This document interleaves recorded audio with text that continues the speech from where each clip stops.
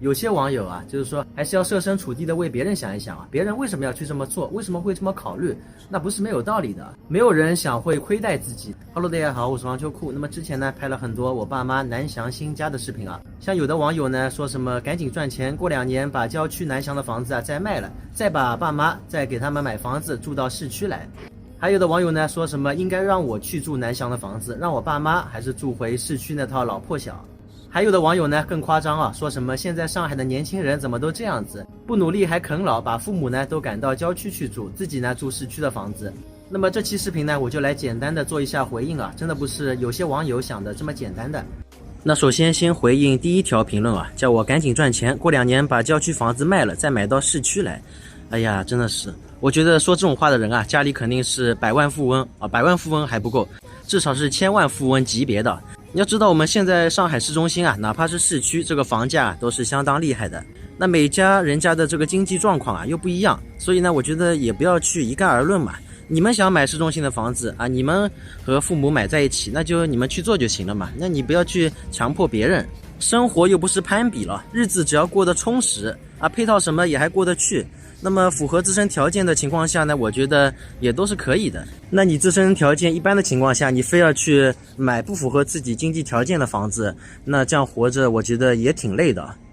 那么再来说一下第二条评论，网友说什么让我去住南翔的房子，让父母还是住回市区老破小。其实你仔细想一想啊，让父母去住更大更新的房子，虽然是郊区房，但是他们住起来啊，肯定是会比老破小要舒服一点的。毕竟他们呢也是和我啊一起住老破小住了几十年了，让他们去享受更大更好的房子呢，我觉得这也是我们小辈啊应该做的。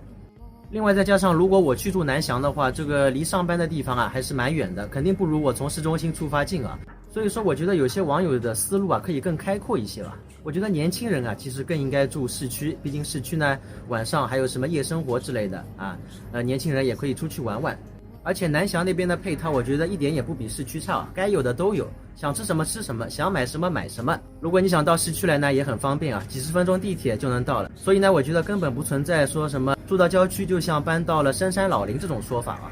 那么再来说一下第3点啊，也是我觉得比较夸张的，说什么上海年轻人现在怎么都这么不努力啊，都要啃老，怎么都不自己动手买房呢，都还要靠父母给你房子。那我首先先要问你啊，像你家里的房子是不是你们祖辈传下来的，哪怕是拆迁房啊，是不是你上一代或者祖辈留下来的？那好，如果说这个房子啊是你买的，没有人传给你，那等你100年之后，你是不是就直接把你的房子给捐献出去了，也不留给你的女儿或者是儿子，让他们自己想办法呢？因此我觉得像现在上海的年轻人啊，无论是外地的还是上海的，就算是不吃不喝努力一辈子，能在上海市区买到大房子的也是极少数啊。虽然这是现实问题啊，但是呢该努力还是得努力啊，也不能说就不努力赚钱了，这肯定是不行的。那我觉得我们子女啊和父母本来就是一家人啊，那父母愿意把房子留给子女呢，我觉得也是他们的一份心意啊。虽然说这不是义务的，但这也是因为他们想让小辈生活得更好。其实这也是现在大部分社会上的家庭的一个做法啊。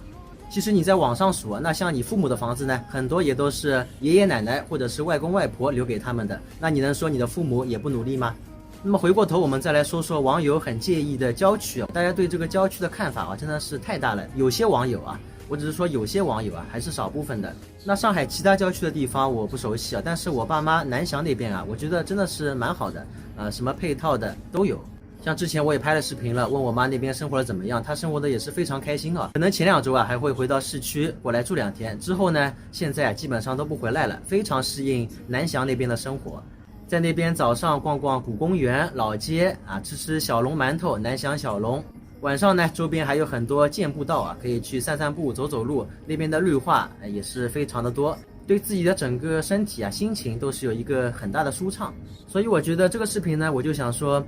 有些网友啊，就是说还是要设身处地的为别人想一想啊，别人为什么要去这么做，为什么会这么考虑，那不是没有道理的。没有人想会亏待自己，只是顺势而为罢了。那像现在呢，其实我爸妈还是经常想过来的，我也让他们不要过来，我去南翔看他们，包括我家里现在的一些家务啊、做饭啊，都把它给学习好，不让他们操心，他们只要管他们在南翔自己这个晚年生活过得开心、过得习惯就可以了。